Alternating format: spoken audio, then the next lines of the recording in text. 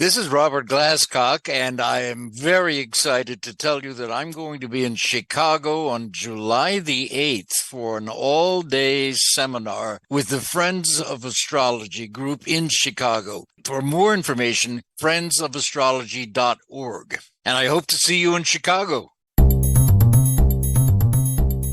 Welcome to the Old Soul, New Soul Astrology Podcast. Thomas Miller along with Robert Glasscock. We love hearing from you because it gives us some ideas of things to talk about that are on your mind and things that you're struggling with or grappling through in the chart.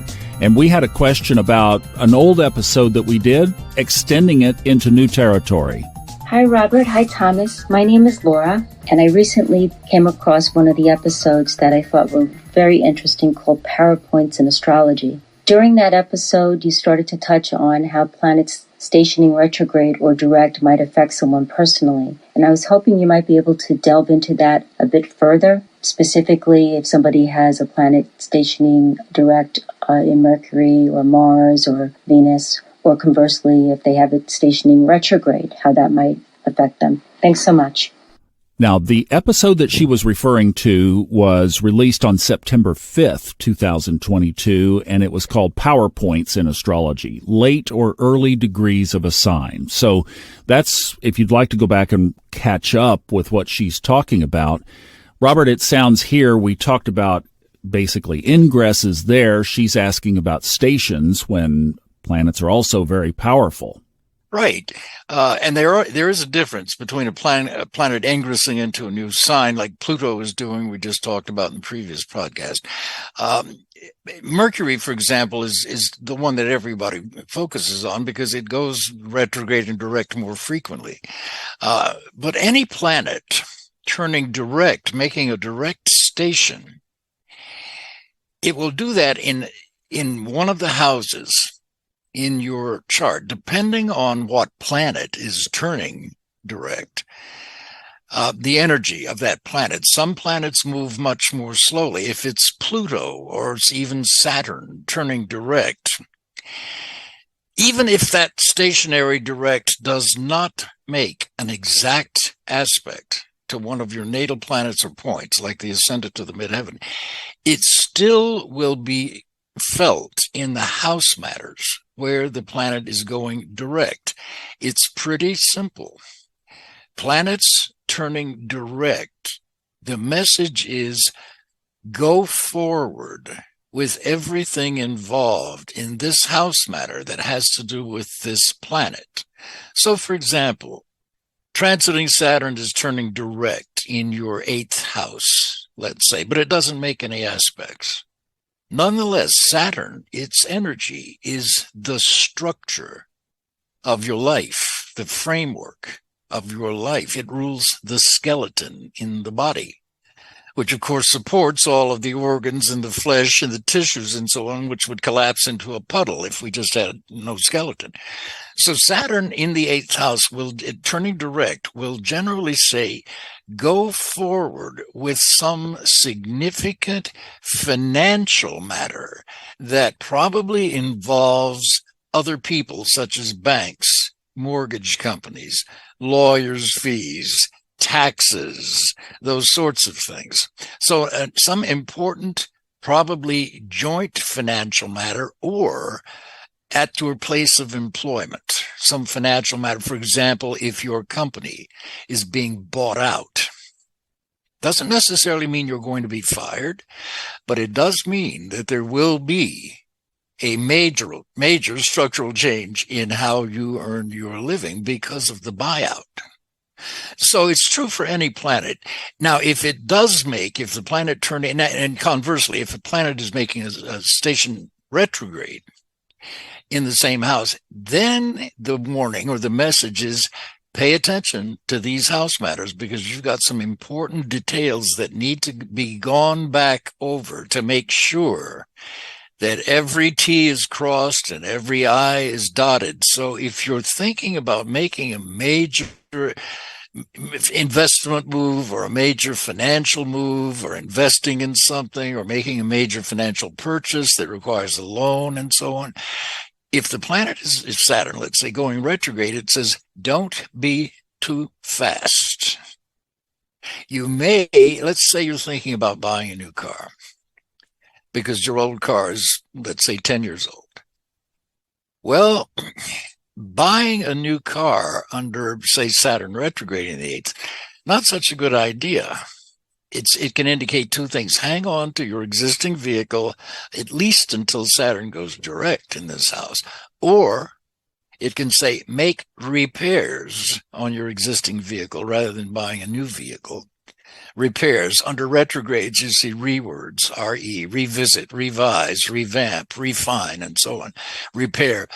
And the other option would be, instead of buying a new car, if you're getting rid of your old one, buy a used car. Because of retrograde, you see, previously owned. So you can be, retrograde planets are meant to delay the matters that are ruled by the planet. And if, for example, it's transiting Saturn in the 8th, that's turning retrograde or direct, then look at the houses that Saturn rules, because those house matters will also be involved in that station. So Saturn, for example, rules Capricorn and Aquarius, which most astrologers forget. It's the old Chaldean ruler of Aquarius. So you always consider Saturn as a co-ruler with Uranus of Aquarius. So I don't know if that gives you enough of a broad sense of what the differences are between a planet turning direct or a planet turning retrograde. If it's doing it in an exact aspect of one of the birth planets, then it becomes even more significant because that station directly touches one of your personal planets or points.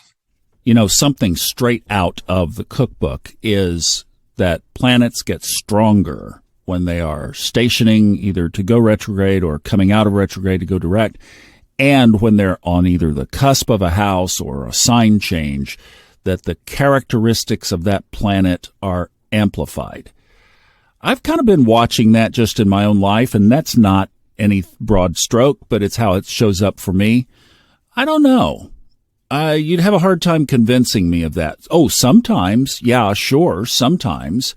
But is that a broad stroke? That's all true. Okay. Because the whole point of a station is to create emphasis on one degree and one house, and the house that is ruled, or houses that are ruled by that planet making the station. Each one of those conditions makes it stronger. If it's on an angle, it's stronger still. If it's an ingress, at the same time that it's turning retrograde direct, it's even stronger still. It's a matter of emphasis. So when a planet turns stationary retrograde or stationary direct, depending on the planet, that retrograde will either last a long time, like with Pluto, or a very short time with Mercury. But nonetheless, the message is still the same for retrograde planets. Revisit this. Or if you're going forward with something, if it is something that you have done in the past, or that involves people that you've worked with in the past, or even people that you've been in a relationship with, either business or personal, in the past, because retrograde is always indicative of the past. So sometimes returning to a place you visited, returning to a business partnership that maybe disbanded years ago, but now it's being revived, or even returning to a romantic relationship out of the past and so on. People visiting you from out of the past with retrogrades, people contacting you from out of the past and so on. So the emphasis is what's important, I think, with these stations, because the planet transiting carries with it all of the associations of the house or houses that it rules, as well as the house that it's in when it forms the station, as well as any aspects it might make at that stationary degree.